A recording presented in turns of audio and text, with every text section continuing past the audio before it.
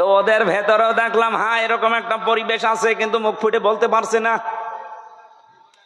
সবার ভেতরে আমার আল্লাহ আছে, কিন্তু এই মানুষটা হয়তো তার পরিবার অথবা অথবা তার সমাজের কারণে মুখ ফুটে বলতে পারে না। যাদের বিবেকটা কাজে লেগে যায় ওদেরকে আর থামাতে পারে না। সেদিন যশোরের এক কলেজের অধ্যাপক হিন্দু, ওনারে বলেছিলাম যে স্যার আপনি তো বিসিএস ক্যাডার, ওনার জ্ঞান আছে আমি জানি, আপনি আমার ধর্মীয় গ্রন্থ কোরআন আরবিতে পড়ার দরকার নেই, আপনি পড়তে পারবেন না, আপনাকে আমি ইংরেজি ভার্সন দিচ্ছি অথবা বাংলা, একবার বুঝে বুঝে পড়াটা পড়বেন। 3 মাস সময় দিয়েছিলাম যে 3 মাস পরে আপনার সাথে আমি দেখা করব। 3 মাস পরে দেখি আল্লাহর বান্দা নিজের থেকেই মুসলমান হয়ে গেছে। এজন্য বিবেক যদি হালকা কাজে লাগে ওরে আর আপনি ধরে রাখতে পারবেন না। কারণ পৃথিবীর মানুষ সবাই জানে যে পৃথিবীর সব ধর্মগুলো ভুয়া ধর্ম, বানানো ধর্ম, শুধু ইসলাম আল্লাহ পাঠিয়েছেন। এই জন্য অন্যান্য ধর্মে যারা আছে বাইরের দেশগুলোতে গেলে আমি দেখেছি খ্রিস্টানদের সাথে আমি কথা বলেছি, ইহুদিদের সাথে বসে কথা বলেছি, ওদের চেহারা দেখলে আপনি জীবনও টের পাবেন না যে ইহুদি। আমার তো আর জব্বা কত বড়, আমার চাইতে বড় জব্বা গায়ে দেয়। আমার তো আর দাড়ি কয়টা, আবার দাঁড়িয়ে পর্যন্ত, মাথায় পাগড়ি বাঁধা, ওর স্ত্রী সাথে আছে 5-6টা ছেলে মেয়ে, হাত মোজা পা মোজা পরা, দেখলে মনে হবে যে জিবরাইলের ছোট ভাই।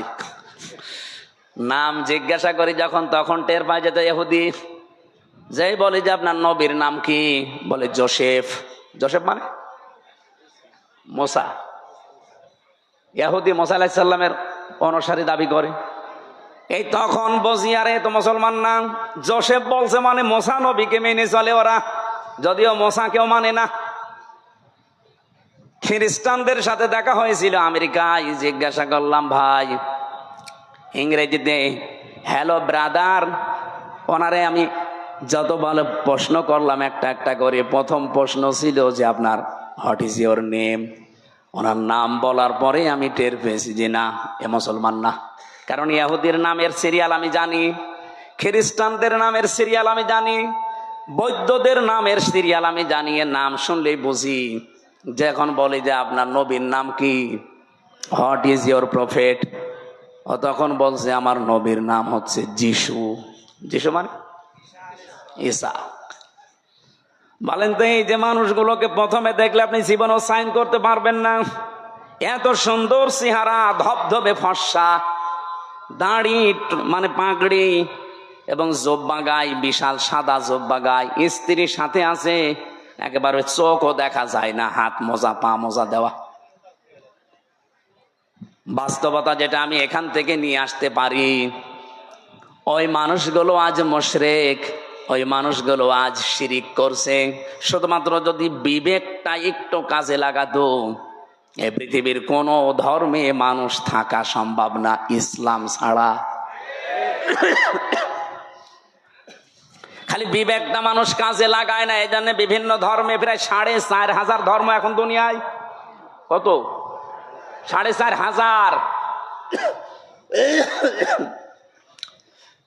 বাইরের দেশগুলোতে গেলে এগুলো আরো বেশি দেখা যায়। মালয়েশিয়াতে আমি যে বিশ্ববিদ্যালয়ে গিয়েছিলাম ওখানে 120টা দেশের ছেলে মেয়েরা পড়ে। আপনি চিন্তা করতে পারেন 120টা দেশের মানুষ ওখানে পড়ে, তাহলে এক একজনের ভাষা এক একটা, 120টা ভাষায় তারা কথা বলে আলাদা আলাদা, কিন্তু নিজেরা যখন কথা বলে আমাদের সাথে তখন ইংরেজিতে বলে। আমি মালয়েশিয়া ইন্টারন্যাশনাল ইসলামিক ইউনিভার্সিটি, যেটা এটা আমাদের কুষ্টিয়া ভার্সিটির চাইতেও প্রায় অন্তত 15-20 ডবল বড় হবে, এত বড় বিশাল এরিয়া। বাসে করে গাড়িতে করে যাওয়া লাগে এক ক্লাস থেকে আরেক ক্লাসে। আমি যাদের সাথে ঘুরছিলাম থাইল্যান্ডে বাড়ি কয়েকজনের, রাস্তায় ঘুরছি রাত তখন প্রায় বাজে রাত 2টা। হঠাৎ দেখে একটা মোবাইল পড়ে আছে, আমারে উনি ওনার ভাষা দিয়ে বলছে আপনার বাড়ি তো বাংলাদেশে। এই মোবাইলটার পাশ দিয়ে যদি শুধু বাংলাদেশ আর ভারতের ছেলে মেয়েরা না যায় তো কিয়ামত পর্যন্ত পড়িয়ে থাকবে, কেউ নেবে না। আমার কি সুনাম করলো না বাস দিল। আমরা বলছি বাংলাদেশ আর ভারতের ছেলে মেয়েরা যদি যায় ও গায়েব করে ফেলবে। পৃথিবীর এখানে প্রায় 120টা দেশের ছেলে মেয়েরা আছে, কেউ এর পাশ দিয়ে গেলে ঘুরিয়েও তাকাবেন না যে লোকের জিনিস আমি কেন নেব। কিন্তু আপনারা যে এমন মানুষ, আমি ওনারে পরে হাসির ছলে বললাম যে ভাই আপনি কি আমার সুনাম করলেন না বাস দিলেন।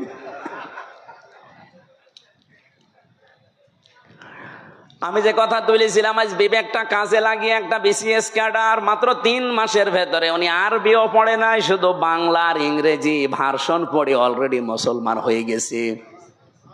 আর আপনার কি হয়েছে? এবার আসেন, যারা বিশ্বাস করে যে জমিন আসমান আল্লাহ বানিয়েছে, আবু জেহেল যদি বিশ্বাস করে থাকে, না কিছু লাগবে না, একটু ভালো করে শোনেন তো। আপনি কোন দিকে তাকান? আপনি ওয়াজ দিয়েছেন, আপনি যদি না শোনেন, না আরো অ্যাক্টিভ হওয়া লাগবে। এভাবে ক্লাস করে মানুষ? আপনি কি পাস? না, আপনি তো মানে ক্লাস করতে হলে অ্যাক্টিভ হওয়া লাগে। এইভাবে ক্লাস করা যায়? এই যে স্যার বসে আছে, জিজ্ঞেস করেন তো, এইভাবে ক্লাস নয় মানুষ। আরো অ্যাক্টিভ হন ভাই। আমি যে কথা বলি ওখান থেকে দেখবেন একটা শিক্ষা বের হবে। আমি আন্দাজে কোনো কথা পাঁচাল পারি না, অবশ্যই এখানে একটা শিক্ষা আছে, নাই তো বলতাম না। কি আছে সেইটা বের করার জন্য এই যে আন্টি শান্টি করছি। রব্বুল আলামিন বলেন, যেহেতু আসমান আর জমিন আমি বানিয়েছি, আলা লাহুল খালাক ওয়াল আমরু তাবারাকাল্লাহু রব্বুল আলামিন। বানিয়েছেন যিনি, হুকুম চলবে তার, এ বিধান কার? তাহলে আপনার বিবেকের কি বলে যে জমিন আসমান আল্লাহ বানিয়েছে আর এখানে চলবে মানুষের তৈরি করা আইন? একটা কথা হইল। তাহলে আল্লাহ যেটা পারে ওইটা অন্য কেউ, তাহলে জমিন আল্লাহর বিধান চলবে, আল্লাহর এখানে অন্য কারো বিধান চলতে পারে না। যদি অন্য কারো আইন, অন্য কারো বিধান আপনি চালাতে চান, আপনি অবশ্যই শিরিক করছেন। আর শিরিক করলে লোকটা কি? এইরকম মুশরিকের কাছে আল্লাহর বিধানের কথা বললে মন পাওয়া যাবে? তার কি হবে? রাগ হবে, গা জ্বলবে, মারতে আসবে। তাহলে বাংলাদেশে এবার বলেন তো, 92% মুসলমান আমরা না 92% মুশরিক? আমাদের রাগ হয় কেন? দোষ তো আপনার না, আপনি শিরিক করে ফেলছেন। জমিন আল্লাহর, আপনি নিজে বলছেন এখানে আইন চলবে আল্লাহর, অথচ আপনি এমন এক দল করেন যে দল আল্লাহর আইন বিশ্বাস করে না। তাহলে আপনার শিরিক হচ্ছে না? আর এই কথাটা আমি একটু বাংলা ইংরেজি আরবি মিলে বলতে গেলে আপনার রাগ হয় না? এরপরও আমি জানি কিছু মানুষের মন ফিরবে না, কারণ ওদের আবু জেহেলের মতো খতম করে দেওয়া। খাতামাল্লাহু আলা কুলুবিহিম ওয়া আলা সামিইহিম ওয়া আলা আবসারিহিম গিশাওয়া ওয়া লাহুম আযাবুন আযীম। হে নবী, আমি ওদের অন্তরের উপরে মোহর লাগিয়ে দিয়েছি। আপনি যতই সুন্দর করে বলেন, নবীজি আবু জেহেলের কাছে 350 বারের উপরে দাওয়াত নিয়ে গেছে, এরপরও লোকটার মন তৈরি হয়নি। আমার মনে হয় 350 বার না, আমি তো আপনার কাছে এই 11.5 বছর তো আমি ময়দানে, 3 বছর নয় জেলে ছিলাম, বাকি সময় তো বহুবার আপনি আমার আলোচনা, আলেমদের আলোচনা শুনেছেন, এরপরও আপনার পরিবর্তন হয় না। আলেমরা কি কোনোদিন বলেছে এই জমিনে আমরা আমার বাবার আইন তৈরি করতে চাই? সবারই এক কথা সামারাইজ করে দেখবেন, সবাই বলতে চাই এই জমিনে আমরা আল্লাহর আইন চাই। এইটা শুনলে যদি কারো রাগ হয়, সে যেন বিশ্বাস করে তার দ্বারা কোনো না কোনো ভাবে শিরিক হচ্ছে, আর শিরিক হলে সে লোকটা মুশরিক, এই জন্য তার গা জ্বলে। এবার কার খারাপ লাগবে এবার আপনি নিজে মিলিয়ে নেন, আপনি কি আসলে মুসলমান না মুশরিক? দরুদ আর সালাম পাঠ করার মাধ্যমে আমরা তেলাওয়াতকৃত আয়াত, যেটা আমি ছোট্ট ছোট্ট 2টা আয়াত পড়েছি, 6666টি আয়াত, এটা প্রসিদ্ধ, আর বিশুদ্ধ হচ্ছে 6236টা আয়াত। এর ভেতরে মাত্র 2টা আয়াত পড়েছি, আমি আগে পরও পড়তে পারতাম। এই 2টা আয়াত থেকে কিছু কথা তাফসির আকারে শোনাতে চান। আপনারা তাফসির মাহফিল লিখেছেন, অথচ এখন চলছে নবীজির জন্মের মাস, সিরাত লিখে দিলে আমরা ওইভাবে সাজাতাম। যেহেতু তাফসির লিখেছেন, আমরা তাফসির আকারে কথা বলবো, শুনবেন তো নাকি? লাগবে না। আমি আগে একটু তেলাওয়াত করে তাফসিরের যে মূল নীতি আছে 15টা একটা একটা করে বলবো, এরপরে আমরা ভেতরে যাব। আউযু বিল্লাহি মিনাশ শাইতানির রাজিম।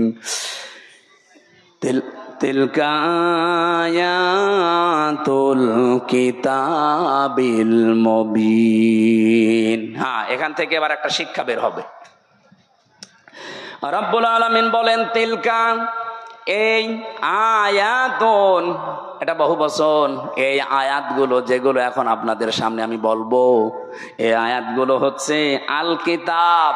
কিতাবের আগে আলিফ লাম আছে, এরপরে আছে মুবিন। আল্লাহ পাক বলেন এটা স্পষ্ট কিতাবের আয়াত। আমার প্রশ্ন হচ্ছে, কোরআন কি স্পষ্ট না অস্পষ্ট? না না, আপনার বলা ঠিক হয়নি। আপনি তো স্পষ্ট না কোরআন আপনার কাছে। এনামুল ভাই বললে বলতাম। আপনার এখন যদি আমি পেটে বোম মারি, তিলকা মানে কি বলতে পারবেন? তা আপনার কাছে স্পষ্ট হয় কি করে? তার মানে আমি ওই ওই মানের লোক চাচ্ছিলাম।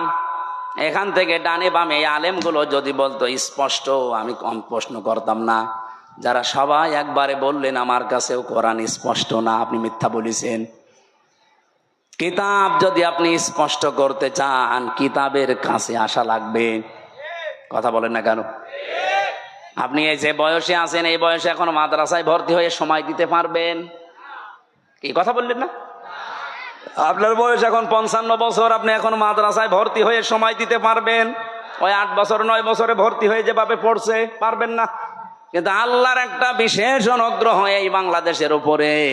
এই দেশে এখন এমন একটা মাদ্রাসা, এমন একটা বিশ্ববিদ্যালয় আছে যেখানে ভর্তি হয়ে গেলে আপনাকে কোরআন শিখাবেই। সেটা বাংলাদেশে জামাত ইসলামী। আপনি হয়ে দেখেন, 15টা পয়েন্ট পূরণ করা লাগে প্রতিদিন। এই লোকটা খুব শিক্ষিত না, আমি ওনাকে চিনি, ম্যাট্রিক পাসও করে নাই, কিন্তু এই জায়গায় আসার কারণে ওনাকে বিশ্ববিদ্যালয়ে ভর্তি হবার সিস্টেম করে দেওয়া হয়েছে। প্রতিদিন কোরআন শরীফ শুদ্ধ করে পড়া লাগবে। আবার কয় আয়াত পড়বেন, বুঝে পড়েন না, আন্দাজে পড়েন, আবার লেখা লাগবে। 1 মাস পরে আবার দায়িত্বে যারা আছে তাদের দেখানো লাগবে। এর চাইতে বিশ্ববিদ্যালয় কোথায় পাবেন আপনি? আর আপনার যে বুড়ো বয়সে কোন ভার্সিটি আপনাকে নেবে? যেন আসেন এই বিশ্ববিদ্যালয়ে, আপনাকে আলেম বানানো হবে।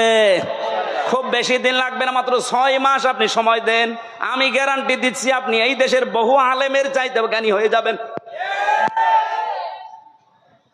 আমার কথার অর্থ আপনি বুঝেছেন? আপনি স্পষ্ট হন কোরআনের কাছে এসে। বহু আলেম কোরআনের এই শব্দগুলো জানে না, কেন আলিফ লাম দেওয়া হয়েছে এটাও বলতে পারে না। আমার মনে হয় এখানে যদি 100 জন আলেম থাকে, 50 জন বলতে পারবে না যে আলিফ লামের নাম কি। আলিফ লাম 4 প্রকার। এখানে যেটা আছে এটা নির্দিষ্ট করার জন্য আল্লাহ দিয়েছেন। কেন দিলেন? এই পৃথিবীতে কিতাব বলতে একটাই, কোরআন শরীফ। কোরআন বাদ দিয়ে পৃথিবীর যত বই আছে সব কোরআনের ব্যাখ্যা। যেভাবেই লেখেন না কেন ওটা কোরআনের ব্যাখ্যার ভেতরে পড়বে। আপনি যদি চাঁদ নিয়ে লেখেন, চাঁদের কথা কোরআনে নেই? বলেন বলেন। যদি এই জমিন নিয়ে লেখেন, জমিনের কথা কোরআনে নেই? যেটাই করবেন ওগুলো আসলে কিতাব না, ওগুলো কিতাবের ব্যাখ্যা। কিতাব কয়টা? আরো জোরে। কেমন কিতাব? স্পষ্ট। বলেন বলেন। আল্লাহ পাক বলেন আলহামদুলিল্লাহিল্লাযী আনজালা আলা আবদিহিল কিতাবা ওয়া লাম ইয়াজআল লাহু ইওয়াজা। প্রশংসা করা লাগবে আমার। কেন? আমি আমার বান্দাকে কিতাব দিয়েছি। কিতাব কেউ দিতে পারে না, আল্লাহ নিজে পাঠিয়েছেন এটা তার বান্দার কাছে। এমন কিতাব দিলেন ওয়া লাম ইয়াজআল লাহু ইওয়াজা, যে কোরআনের ভেতরে, কিতাবের ভেতরে কোনো বক্ষতা নেই, যেখানে কোনো গোপন কথা আপনি পাবেন না। কোরআনে যা আছে সব স্পষ্ট কথা, সব ওপেন কথা। কোনো গোপন কথা আছে? আরো জোরে বলেন। এই জন্য কোরআনের নিয়মই এইটা। এর কাছে যদি কেউ বুঝে শুনে আসে, সে আর জীবনেও গোপন থাকে না, সে ওপেন হতে চায়। আর আমরা এমন কিতাবের আলেম, এত স্পষ্ট চলছে দুনিয়া এখন, এত সহজ হয়ে গেছে, এর পরেও বলে হুজুর আমি গোপনে আছি। কে কিতাব পড়ে আলেম হয়েছে যে এতদিনে গোপন থাকা লাগবে? হযরত ওমর যেদিন শুধু কোরআন পড়েছিলেন সূরা তাহা, সঙ্গে সঙ্গে তিনি ওপেন হয়ে গেছেন। আর আমরা এমন হুজুর সারা জীবন তো গোপনে আছি, এখন একটা সুযোগ এসেছে তাও বলছে গোপনে আছি। ও মনে হয় কিয়ামতেও গোপনে থাকবে। আরে ভাই, আপনার কাছে কি মনে হয় এই যে সুযোগটা আল্লাহ তৈরি করে দিয়েছে, দলে দলে মানুষ পালে পালে? আমি তো সারা বাংলাদেশের 630টা থানা ঘুরছি, সারা দেশ আমার এই হাতের ভেতরে। আমি তো দেখতে পাচ্ছি অবস্থা কি। জোয়ার যা উঠেছে, আমার বিশ্বাস ইসলাম এবার সংসদে যাবে। আপনি যতই ষড়যন্ত্র করেন জীবনও ঠেকাতে পারবেন না। বিভিন্ন ষড়যন্ত্রের কথা আসবে, কিন্তু এগুলো মোকাবেলা করার জন্য আমরা দায়িত্ব দিয়েছি একজনকে। কে? আল্লাহুম্মা ইন্না নাজআলুকা ফি নুহুরিহিম ওয়া নাউযু বিকা মিন শুরুরিহিম। আমার জেলখানার 3 বছরের তাহাজ্জুদের নামাজের দোয়া ছিল এটা। আল্লাহ, ইসলামের বিরুদ্ধে, আমার বিরুদ্ধে এই দেশে যারা ষড়যন্ত্রে মেতে আছে, আমি তো পারলাম না, তোমাকে দায়িত্ব দিলাম এদের ষড়যন্ত্রের বিরুদ্ধে, তুমিই যথেষ্ট। আল্লাহ পারবে না ইনশাল্লাহ? উনি যে পারবে তার প্রমাণ জাহাঙ্গীরনগর, যেখানে টয়লেটের ভেতরে নামাজ পড়া লাগতো ইশারায়, সেখানে আজ আল্লাহু আকবার ধ্বনি উঠতেছে। সুবহানাল্লাহ বলতে পারেন না? সংসদেও ইনশাল্লাহ আল্লাহু আকবারের ধ্বনি এবার যাবে। এখনো যারা আলেম, যারা ইমাম, যারা খতিব, এরা যদি বলে যদি আমি ইসলামের পক্ষে কাজ করি আর ইসলাম যদি এবার না যায় তাহলে আমার ইমামতি থাকবে তো? আরে ভাই, আপনি ইমামতি নিয়ে আসেন, ইমামতি থাকবে না মানে? শুধু ইমামতি থাকবে না, ওই কমিটির উপরে আর নির্ভরও করা লাগবে না। ইসলাম গেলে আপনার বেতন দেওয়া হবে রাষ্ট্র থেকে। পশ্চিমবঙ্গে আমি বেশি থাকতাম আগে, কারণ এই সমস্ত জায়গায় তো আল্লাহর ওলিরা আসতে দিত না। তখন ওই জায়গায় থাকতাম পশ্চিমবঙ্গে। পুরা এলাকা আমি এই বাংলাদেশের মতো চষেছি, ওই পশ্চিমবঙ্গ পুরাটা মমতা ব্যানার্জির। ওই দেশের ইমামদের সাথে, খতিবদের সাথে মিলে দেখলাম আর একটা হিন্দু দেশ, অথচ ওখানে ইমাম, মুয়াজ্জিন, খাদেম আর খতিব 4 জনের বেতন দেওয়া হয় রাষ্ট্র থেকে। মমতা ব্যানার্জি একটা হিন্দু মহিলা, সে যদি বেতন দিতে পারে ইমামদের, খতিবদের, মুয়াজ্জিনদের, আর আমরা ইসলাম নিয়ে গেলে ইমাম, মুয়াজ্জিন, খাদেম, মাদ্রাসা, মসজিদ, আলেম ওলামার বেতন রাষ্ট্র থেকে দিতে পারবো না? শুধু যে টাকা পাচার হয়েছে ওইটা নিয়ে আসতে পারলে তো কিয়ামত পর্যন্ত বেতন দেওয়া যাবে। আপনি জানেন কত টাকা পাচার হয়েছে? এক দরবেশ 36,000 কোটি টাকা পাচার করিস। 36,000 কোটি। আমার মনে হয় আমার মতো হামজারে কিয়ামত পর্যন্ত গুনতে দিলে আমি গণিত শেষ করতে পারবো না। একজন দরবেশই যদি এই করে, তাহলে যারা ধরবেশ ওরা যে কি করেছে। সেদিন মনে হয় সিঙ্গাপুরে ছিলাম, যে হোটেলে উঠেছিলাম, না মালয়েশিয়া, 118 তলা হোটেল। আমি আর এক হোটেলে, আমি বললাম এত জায়গা এত দূরে আমার রেখে আমার কাছে দিন। ওই হোটেলটাও 75 তলা। 75 তলার উপরে উঠে আমি জানালা খুলে দিয়েছি, আমার মনে হচ্ছে যে একটা জান্নাতের মতো বাতাস আসতেছে। ওখান থেকে বললাম একটু নিচে যেয়ে দেখি তো খাবার পাওয়া যায় কিনা। নিচে যেয়ে নামলাম, নেমে দেখে 2 জন বসে বসে, রাত 2টা বাজে, চা খাচ্ছে। আমি চেহারা দেখে বুঝে ফেলেছি। আমি যে সালাম দিলাম, আসসালামু আলাইকুম, ও তো বলবে যে ওয়ালাইকুম আসসালাম না, বলছো হুজুর আমরা আগে পালিয়েছি। একটা সালামের জবাব হইল, আমি দিলাম আপনার সালাম আর আপনি বলছেন আমরা আগেই পালিয়েছি। কি বলেন আপনি? না, ওই 4 তারিখে দেখলাম যে ভালো না, চলে এসেছি। তাই আপনি এই হোটেলে আছেন, অথচ আপনার তো শুনেছি যে 620টা বাড়ি। কত? 620টা বাড়ি ওর।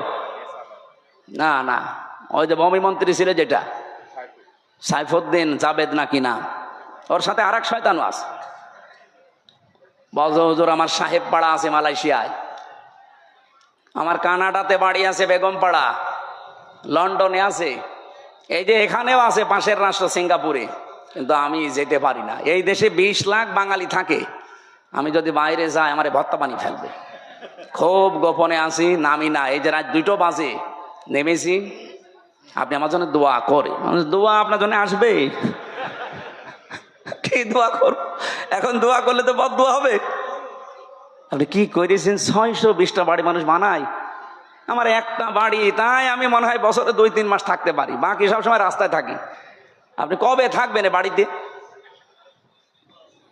এই জন্য এদেশের আলেম ওলামারা এখনো যে ভয়ে চিন্তায় আছে। কোনো ভয় নেই, আপনার কোনো চিন্তা নেই। ইসলাম এবার আসবেই, আর আপনারা সবচাইতে বেশি সুযোগ সুবিধা পাবেন, সে কওমি বলেন, আলিয়া বলেন, খারেজি বলেন, যাই বলেন। কিন্তু কিছু আলেম নামধারী এদেরকে এই বাম আর রামরা এখনো পর্যন্ত পেছনে লেগে আছে। জামাত ইসলামী বাংলাদেশের বিপক্ষে একটা কথা লাগিয়ে দেন, এরা আসলে নাকি মাদ্রাসার বেতন বন্ধ করে দিবে। এটা শয়তান বিশ্বাস করবে? এটা আপনার কথা না, আমরাও জানি। আপনাকে দিয়ে রাম আর বামরা বলাচ্ছে।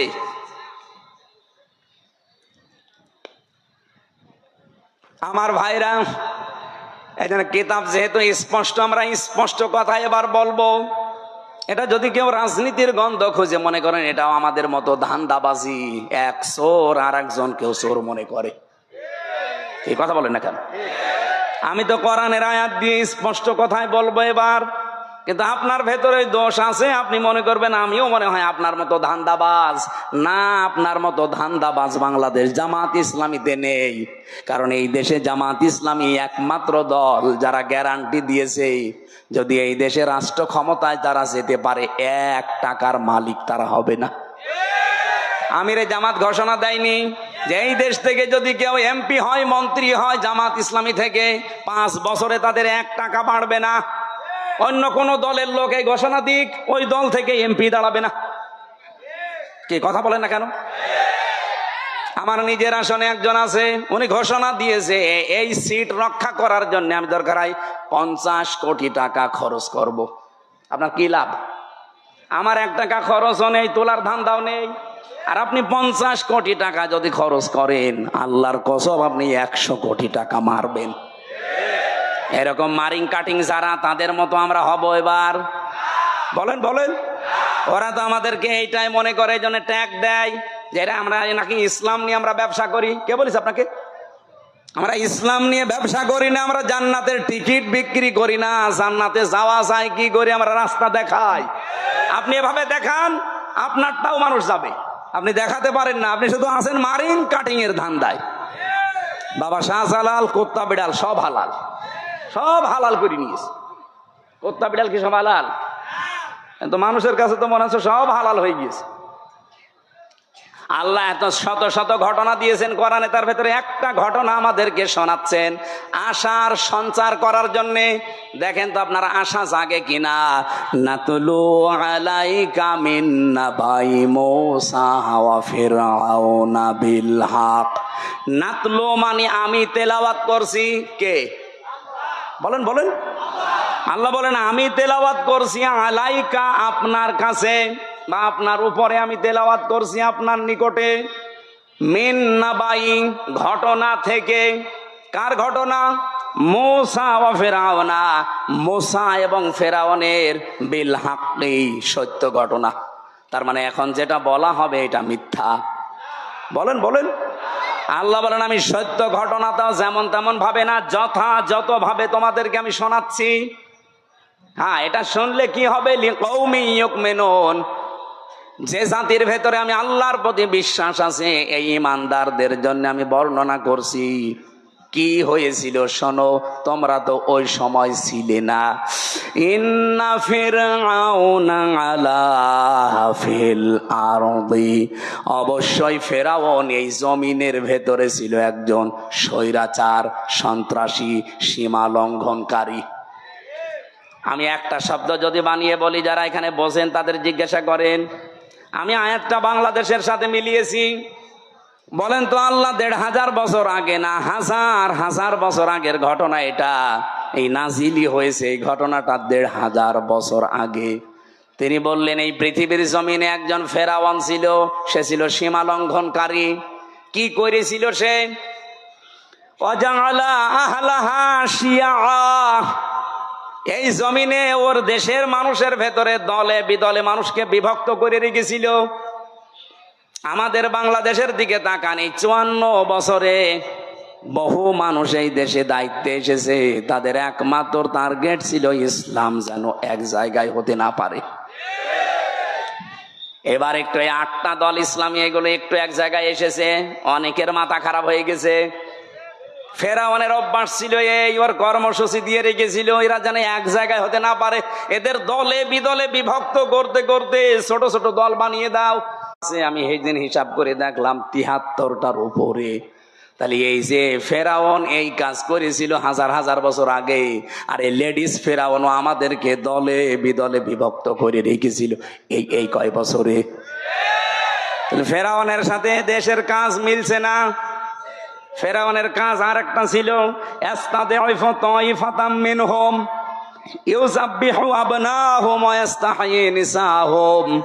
ওই ফেরাউন দুর্বল করে রেখেছিল এই দলে দলে বিদলে বিভক্ত করে।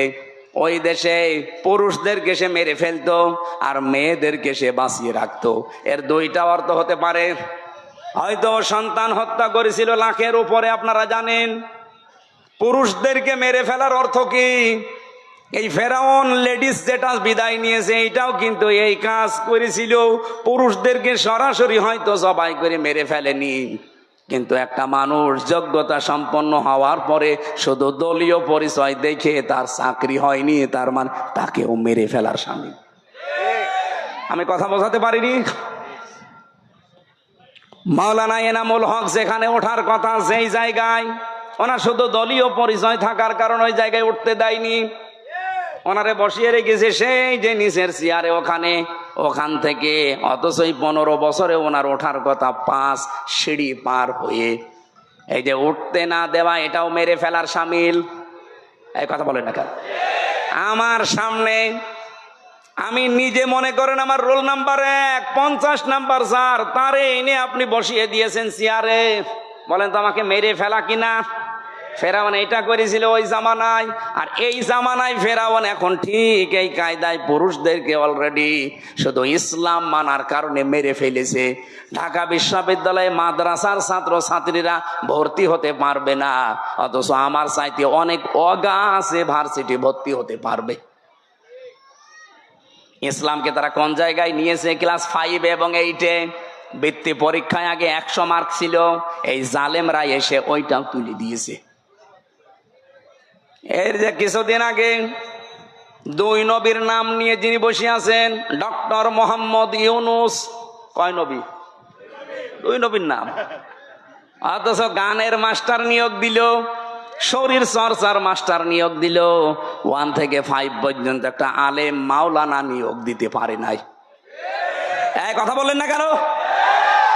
এই দাবি নাটোরবাসী করে কিনা যে আমরা প্রত্যেকটি প্রতিষ্ঠানে 1 থেকে 5 পর্যন্ত একজন আলেম মাওলানা টিচার চাই? এই দাবি আছে কার? দেখে লিল্লাহে তাকবীর। দেখেন তো, হাত তোলেনি কে? দেখেন, এটা রেকর্ড হচ্ছে, তোলেন। আপনি কোরআনের পক্ষে আছে এটা আজকে হাত তুলে দেখান।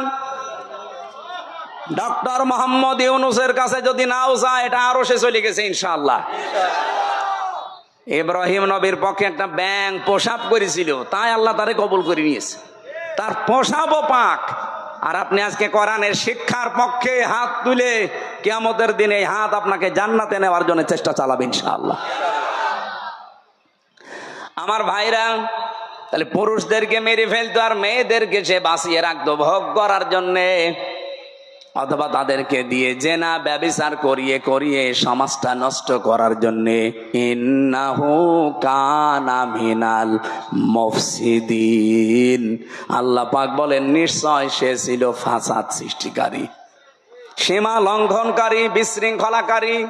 এ পর্যন্ত আল্লাহ যদি শেষ করে দিতেন, এই আয়াতগুলো আমি বলতাম না। এবার একটা আশার বাণী শুনিয়েছেন, ওয়ানুরিদু আন্নামুন্না, আল্লাহ পাক বলেন আমি একটা ইচ্ছা করলাম। এই এদিকে তাকান, ইচ্ছা করছে আমির হামজা কে? আরো জোরে বলেন। আল্লাহ বলেন আমি একটা ইচ্ছা করলাম। কি?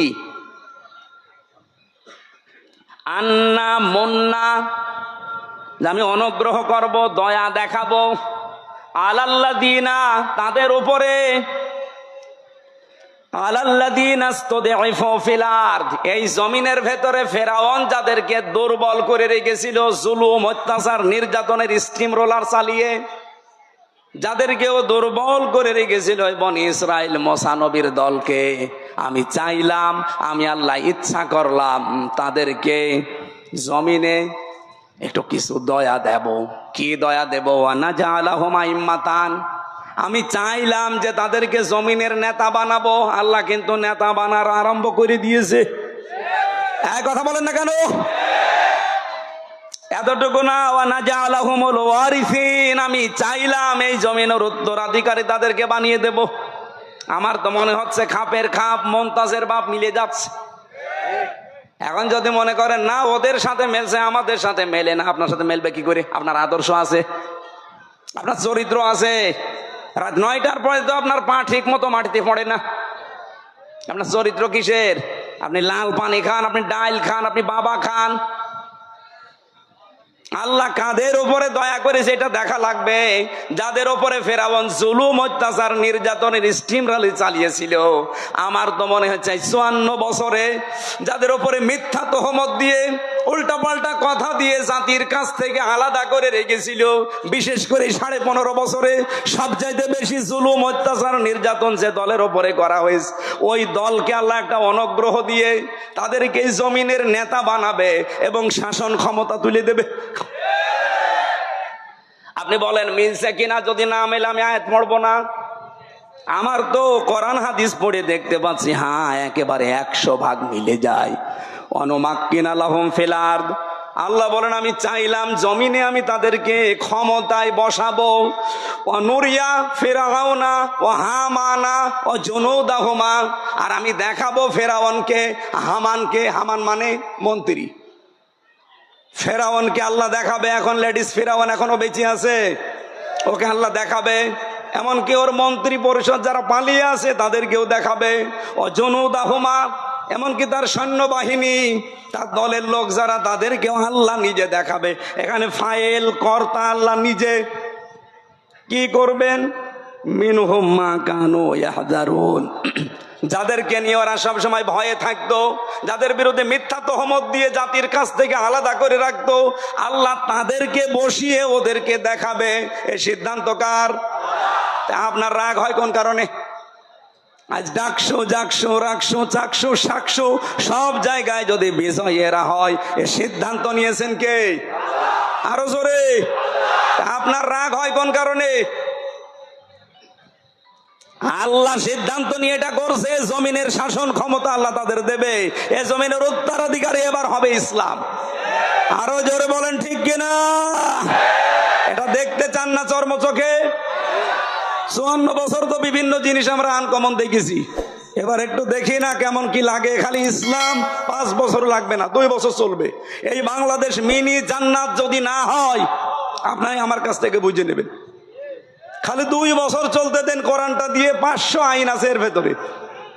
151 জন যদি এবার যেতে পারে না কোরআন বুকে নিয়ে, এদেশ ঠান্ডা করতে কাউকে লাগবে না, 151 জনই যথেষ্ট।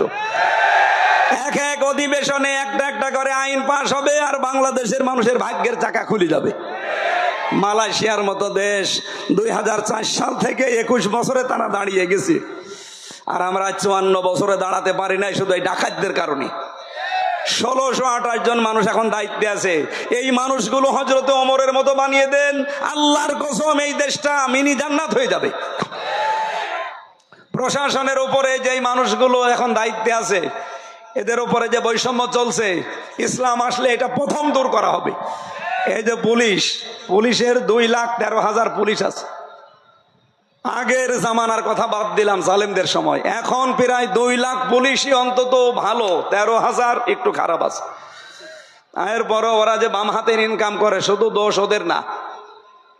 আমরা কোরআনে কারিমকে এবার যদি সত্যি জায়গা মতো নিয়ে যেতে পারি, সর্বপ্রথম হাত দেওয়া হবে এই দেশের প্রশাসনে। ওদের প্রথম কাজ হবে, ওরা মেনে চলবে ওদের আইজির কমান্ড।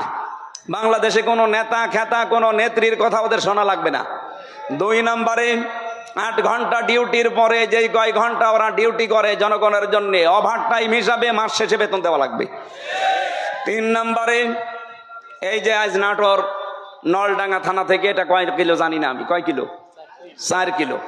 এই 4-8 কিলো পথ ওরা এখানে এসেছে, এখানে থাকবে সারাদিন। মনে করেন সে দুপুরবেলা এসে এগুলো দেখছে, ওদের খাবার দাবার, নাস্তা, এরপরে এই যাওয়া আসার যে বিল, এগুলো কিন্তু ওদের নিজেদের পকেটের টাকা, ওই যা বেতন পায় ওখান থেকে কেটে নেয়, ওখান থেকে খরচ করে। অথচ ওর ওপরে ওর মা বাবা স্ত্রী সন্তান সবগুলো ডিপেন্ডেন্ট। কথা বলেন না কেন? তো ও কি করবে? ওই 32,000 টাকা দিয়ে যখন চলে না, তখন ওই মাম হাতের ইনকাম করে, আর তখন ওদের খারাপ বলি। একটা মানুষ খারাপ হয় কেন? ওই রাস্তাটা বন্ধ করে দেন, ও খারাপ হবে না। পুলিশ যদি এখানে কেউ থাকে, আপনি তারা জিজ্ঞাসা করে দেখেন, আজকে যদি সে দুপুরে এখানে এসে থাকে, খাবার খাওয়া, চা নাস্তা খাওয়া, যাওয়া আসার সব বিল ওর পকেটের, কেন? ও কি ওর বাবার কাজ করছে না আমাদের কাজ করছে? যে সমাজের কাজ যখন করবে, এই বিল সমাজের অথবা সরকারের দেওয়া লাগবে না? এটা দেওয়া হয় না। এরকম প্রত্যেক জায়গায়। আমি যে ওসিকে পড়াতাম কুষ্টিয়ায়, সেই 11 সালে, ওনার বেতন ওই সময় মনে হয় কত 42,000 টাকা ছিল, আমার সঠিক মনে নেই। 42,000 টাকা বেতন, অথচ ওনার বউ আর মেয়ে আর ছেলে 3 জন ঢাকাতে যে ফ্ল্যাট নিয়ে থাকে, 52,000 টাকা বেতন। তো ও কি ফেরেশতা জিবরাইল দিয়ে যাবে? এই কারণে শেষে একটু এদিক এদিক করে বলতো, হুজুর দোয়া করেন আল্লাহ যেন মাফ করে দেয়। আমরা এবার আর দোয়া না, এবার একেবারে এই যে 151 জন যদি যেতে পারে, একটা একটা করে আইন পাশ হবে, আপনারাও শান্তিতে থাকবেন। প্রশাসনে হোক, বিচার ব্যবস্থায় হোক, ইসলামী অর্থনীতিতে হোক, সবাই আমরা এই দেশটাকে সাজিয়ে নিতে চাই। সুতরাং এই দেশে আর চাঁদাবাজি হবে না, এ দেশে মানুষ মার্ডার হবে না, ধর্ষণ বললাম না, সব নদশ বন্ধ হয়ে যাবে। আল্লাহ রাব্বুল আলামিন এরকম একটা পরিবেশ আমরা চাই না। মেয়েরা যারা এসেছে তাদের সম্মান দেবেন, কারণ এই পৃথিবীতে আল্লাহ যখন কারো উপরে রাজি হয়, খুশি হয়, তখন তার বাড়িতে একটা মেয়ে পাঠায়। সুতরাং আমার প্রতি আল্লাহ খুশি হয়েছে, আমার বিশ্বাস, কারণ তিনটা মেয়ে আল্লাহ আমাকে দিয়েছেন। এই 3টা মেয়ের উপরে যদি আমরা দায়িত্ব পালন করি, 1 নম্বরে তাকে পেয়ে খুশি হওয়া, 2 নম্বরে তার ভালোবাসা আদর করা, তার পেছনে খাওয়া দাওয়া করানো যে খরচ আছে, 3 নম্বরে তাকে দিনের শিক্ষা দেওয়া, 4 নম্বরে সৎ পাত্রে পাত্রস্থ করা। বাকি 3টা আমি আদায় করে অলরেডি ফেলেছি, 4 নম্বরটা বাকি আছে। যদি আমি করতে পারি, নবীর হাদিস যে এই মেয়েটাই আমাকে জান্নাতে পৌঁছিয়ে দেবে ইনশাআল্লাহ। যাদের মেয়ে আছে তারা খুশি না বেজার? খরচ করছেন তো, দিন শিক্ষা দিচ্ছেন, সৎ পাত্র থেকে পাত্রস্থ করবেন, যার বাম হাতের ইনকাম আছে নাকি? আল্লাহ আমাদের তৌফিক দিন।